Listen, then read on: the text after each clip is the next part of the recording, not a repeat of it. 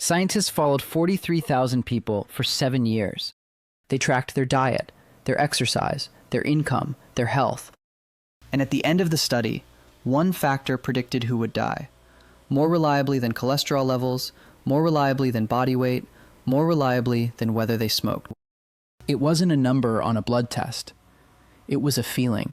The people who had it, who woke up each morning with a clear, personal reason for being alive, had a 60% lower risk of dying from cardiovascular disease. The people who didn't had significantly higher mortality across every category. The Japanese have a word for it: Ikigai. And before this video is over, you're going to know exactly what it is. Exactly why most people in the modern world have lost it. And the 3 questions that bring it back. Here is what nobody tells you about the modern life you've been handed. It was designed for productivity, for output, for hitting targets that someone else set. It was not designed around meaning. It was not designed around you. Psychologist Martin Seligman, after decades studying what makes people thrive, found that the single biggest predictor of well-being isn't happiness, it's meaning.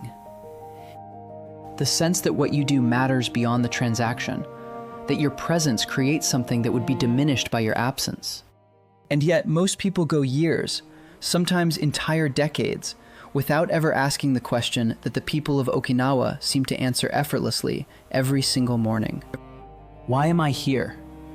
What is my reason for being? The research is brutal on this point. Without a clear sense of purpose, the body registers it. Stress hormones stay elevated. The immune system underperforms. The brain begins to disengage from the future. You don't just feel the absence of meaning. You age faster because of it. But here's what's fascinating about Ikigai, and what most Western interpretations get completely wrong.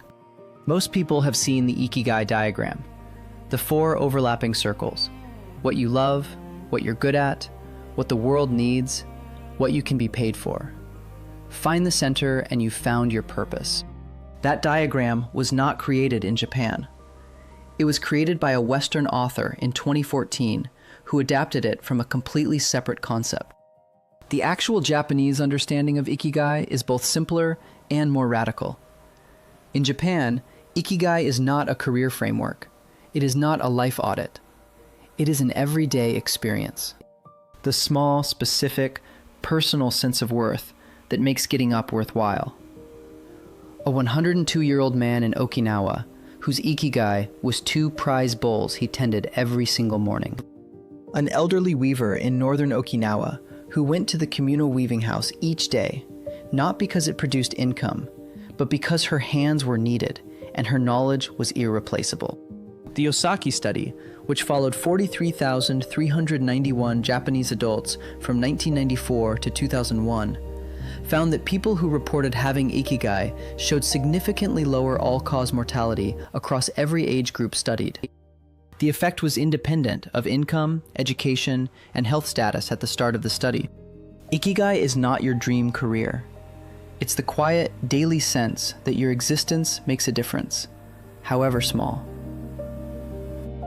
That reframe changes everything about how you find it. 3 questions. Not a career audit, not a vision board. Just 3 honest questions that bring Ikigai into focus. Question 1. When do you lose track of time? Not when you're scrolling. When you are genuinely absorbed, where an hour disappears and you surface surprised by how long it has been. That absorption is not an accident. It is your nervous system signaling alignment. Write it down. Take it seriously. Question 2.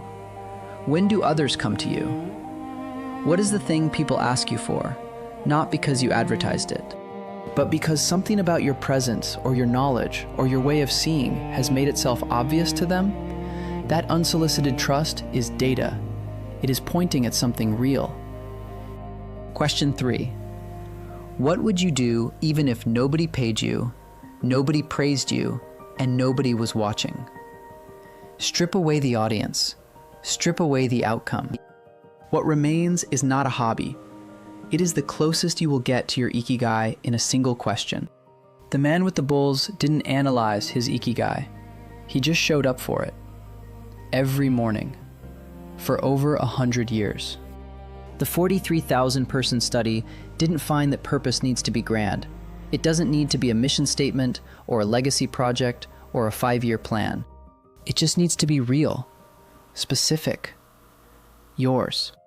2 bowls, a weaving circle, a conversation that only you can have with the people who need it. Your Ikigai is not waiting to be discovered in some distant version of your life. It is already present in the things you keep returning to, the small, repeated choices that don't need a reason because they are the reason. If this gave you something to sit with, subscribe. Every week on this channel, we explore the ideas, the research, and the honest frameworks for building a life that feels fully lived. We'd love to keep building this with you.